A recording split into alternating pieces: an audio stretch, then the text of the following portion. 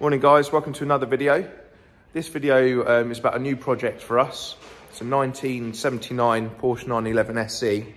That's what I got you. This is our project after this one. 1966 912, and it's a bit of a basket case, but we're gonna crack on with it. I reckon there's gonna be 2 to 3 months metal work on that. So our next video series will be on that. But yeah, let's do a quick walk around this 1979 Porsche 911 SE. So this project is being done in collaboration with James Woolley Engineering. James Woolley contacted us to see if we'd be interested in taking on the metal and paintwork aspect of this build. So he stripped the vehicle down. I popped over to have a look at it. Generally speaking, it didn't look too bad. Usual bits of grot that most 911s have. Which is this area here, both sides, really common for that to rust out, and most of them have had repair work in that time. So we popped over there, removed the outer seals. So you've normally got the kidney bowl here, B pillar that comes down, the seal that comes across, and then the quarter panel here, which creates a real sort of mud and dirt trap in here because they don't have wheel arch liners. So that's a really common area for these to go. But other than that, it didn't look too bad. We could see that there was a bit of accident damage at the back. So yeah, I cut those panels off. We took it over to ABS blasting to be taken back to bare metal. And as usual, it has come back a little bit worse than we thought, but not too bad. Porsche galvanised these shells from factory. So generally, they last better. The most cars, they last a little bit longer, don't get too bad. But these SCs do have their troublesome areas. Front bumper mounts, really common for these to go. As you can see, both sides. In here, this petrol tank support often rusts out, and the suspension mount below it, but that's pretty good.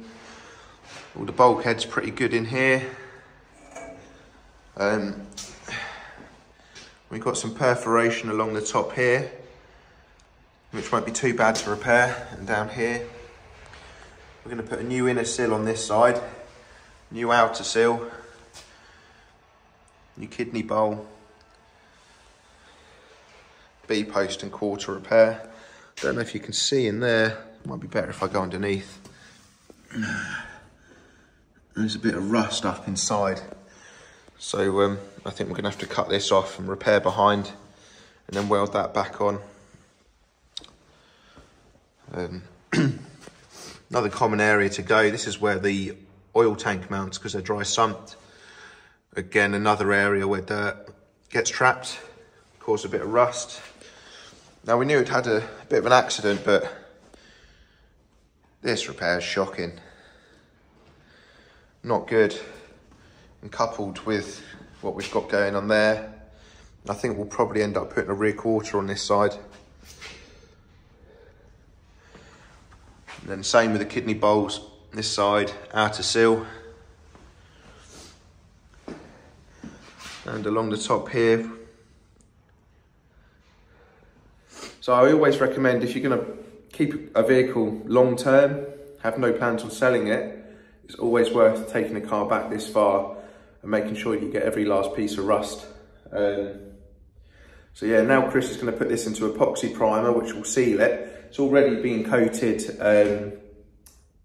in anti-rust agent, just to give us a few days to clean it out. So that's what Chris is doing next. He's going to clean all the blast media out of it, blow it out, hoover it out, put it into epoxy primer, and then we'll get it on the chassis jig and make sure it's all nice, true and straight before we start the metalwork. Right, let's go.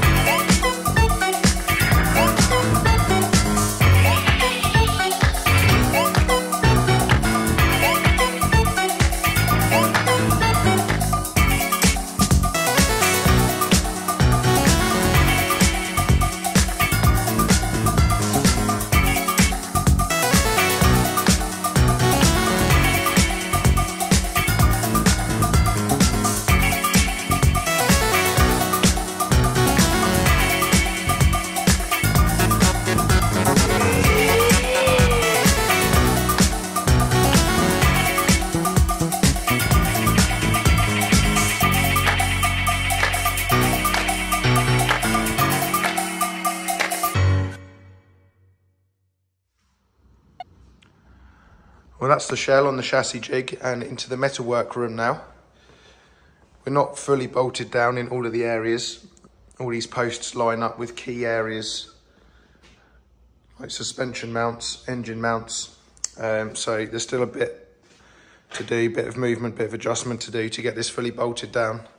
And we've ordered the panels. So the next video will be a little bit more about the jig, a little bit more about the damage on the body, and we'll start the metalwork. So yeah, stay tuned for part 2.